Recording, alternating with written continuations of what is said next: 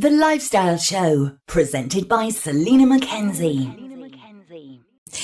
Now, it is Culinary Corner time now, and she's been on the show with us before, and she joins us again to tell us about the Get Ahead Christmas Cook, the indispensable companion for Christmas cooking and effortless festive entertaining. Welcome back to the show, Jane Lovett. Well, thank you, Selena. Very nice to be back. It's great to have you back. I'm hoping we haven't got you on too late, because it is only a couple of weeks away, and we should have got ahead a bit further away. Well, yes. Well, because in the book I'm saying you can start at the beginning of October. Oh, my goodness.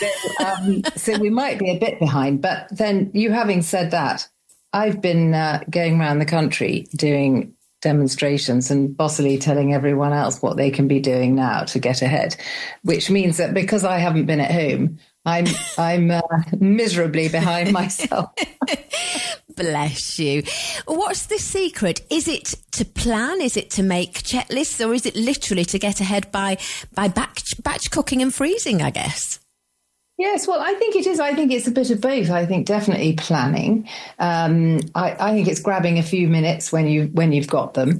As I've been saying to people in the demonstrations I've been doing, is no one ever regretted getting ahead with anything in life, not just cooking, anything at all. You know, when the time comes, you're just so relieved at anything you've done in advance. So I would say, yes, it is. It's planning, make a list of what you're going to do in advance, what you can do in advance. All of which is listed in the book. So there are sort of check boxes and what you can be doing week by week, and how to go about doing it. And then there are sort of, what do you call them, sort of lists nearer to Christmas Day, when to thaw something out, and, you know, how to proceed. So I would definitely advise getting things like the trimmings done in advance. So probably, well, I don't do pigs in blankets because I'm old-fashioned, but I do little cocktail sausages and bacon rolls. I cook them in advance, and I've got lots of freezer space. So I freeze them in the dish in which I'm going to cook them. Sausages at one end, bacon rolls at the other, wrap them up into the freezer. And then on Christmas Eve, you take them out of the freezer. And on Christmas Day, sort of 10 to 15 minutes before you want them, you just sort of heat them up, crisp them up in a hot oven. And the beauty of that is not only is it been done possibly in October, possibly this afternoon, doesn't matter when, but as long as it's in advance, there's no washing up. You've got none of those horrid tins to wash. If you don't have freezer space, then you could make them in advance still, individually freeze them, well, sort of open freeze them, and then put them into bags so they would take up much less space. And then on Christmas Eve, you just put them into the dish in which you're going to serve them to thaw out. That's a great idea. So it's just, apart from anything, it's the washing up that's so depressing and all that grease, isn't it? I feel sorry for the person that's, I mean, I've never done it personally, but for the person that is cooking on Christmas Day, because they're stressed, they're tired by the time they've done it all. You know, I think some of these ideas you've got are great for people that are cooking on Christmas Day. Well, I hope so. And another thing that I would love to tell everybody about is roasting potatoes. You can prepare the potatoes now, and you roast them from frozen. So you parboil them. So you need to cook them, you know, cut them up quite small. I think you don't want massive, great, you know, you want a good ratio of crisp outside to soft, fluffy middle. So quite small. Bring them up to the boil in cold salted water, simmer them for 15 minutes precisely, drain them, and they will fall apart a bit, some of them, but those are the really good bits. Then spread them out onto a tray, and when they're cold even, cover them, put them in the freezer, and then when they're frozen, put them into a bag or bags. And then on the day, you actually don't need to heat the fat. That awful splattery, splashy fat when you heat it up and then you add the potatoes, because it makes not a blind bit of difference whether you heat the fat or not. Oh, so okay. I use oil because that's what I choose to use. So if you're using oil, then you just put it, spread some oil in the bottom of the roasting tin, and then you put the frozen potatoes in to there and cook them from frozen. If you're using an animal fat, so something that's set when it's cold, just melt it. You don't need to heat it hot to get it hot, but just melt it on the hob, just so that it takes seconds, just so that it sort of floods the bottom of the roasting tin, and then add the potatoes and continue to roast them. And the lovely thing about that is, the potatoes are unbelievably, it just seems odd, but they are far more crispier than potatoes that haven't been frozen.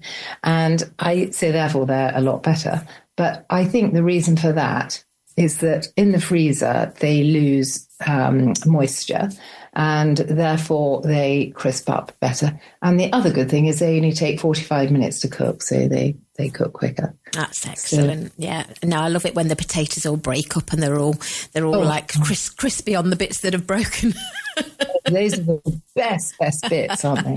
They are. Cook's perk, but there might be too many when you do them like this for cook's perk. Yeah.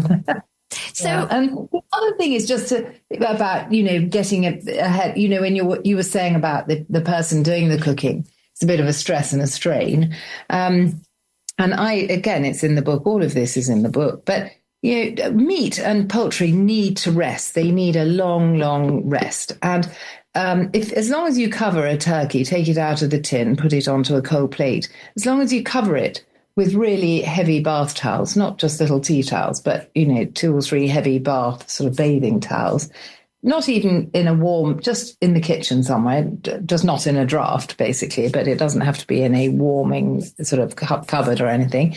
It will stay hot for up to 5 hours. It'll be fine. But let's say 2 hours, so we don't want to get people alarmed, but if it rests for 2 hours, it will be absolutely lovely. It'll be much more tender. All the juices will have gone back into the turkey, and it's keeping nice and warm.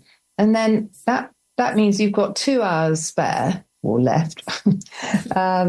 If you get it ready 2 hours in advance, you've got 2 hours to do the veg and make the gravy, and that probably won't even take you 2 hours. So you get more drinking time, more socializing with family and friends time, and you don't have piles of washing up to do in the sink. Fabulous.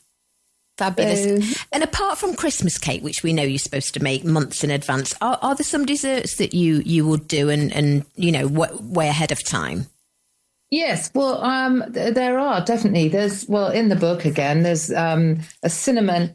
I'm just trying to find it. It's cinnamon, and it's a no churn ice cream. So that's lovely if you don't have an ice cream machine. And I think it just has 3 ingredients. It's no churn orange and cinnamon ice cream, which could be made now. And that's really popular. And also you could have that in its own right, but also as an accompaniment alongside other, desserts and puddings, because ice cream goes with most things, doesn't it? I think it just has 3 ingredients, this one. It's orange zest and condensed milk and double cream, and you just whip the 3 things up together, and Bob's your uncle. So very nice and easy. And if I say so myself, very delicious. It sounds it. Yeah, sounds lovely. And you spoke about turkey. What is bang bang turkey? Well, bang bang turkey is a bit like it's exactly like the Chinese bang bang chicken that you might have in a Chinese restaurant, which is satay, really. It's a peanut sauce. And this is something we always have after Christmas, if not on Boxing Day, the next day. And I've rather arrogantly put in the book, in the introduction, highly recommended. But it's a nice way of using up the leftover turkey or some of it.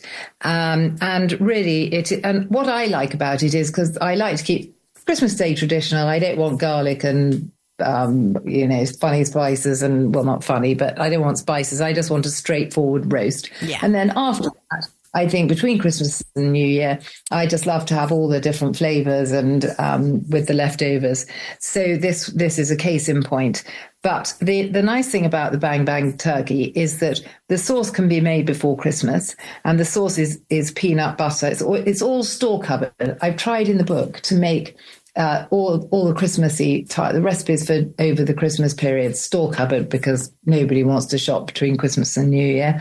So it's peanut butter, soy sauce, fish sauce, sriracha sauce, which is a sweet chili sauce, lime juice. And that can be made before Christmas and will sit happily in the fridge for at least 2 weeks.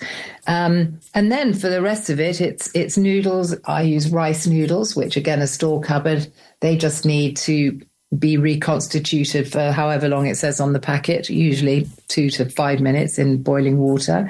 And then it's lovely and fresh and light. It has sort of carrot sticks, matchsticks, cucumber matchsticks, some Chinese leaves, some spring onions. And all of those things are nice and I think refreshing and crunchy after the sort of, it gets away from the sort of ham and mayonnaise and jacket potatoes and things. It's a more vibrant, slightly spicy, crunchy thing. And then it gets topped with some chopped chili and some peanuts and some sesame seeds. And I think it's a really nice thing to do with the turkey. Oh, it's a great idea. You can prepare it in the morning.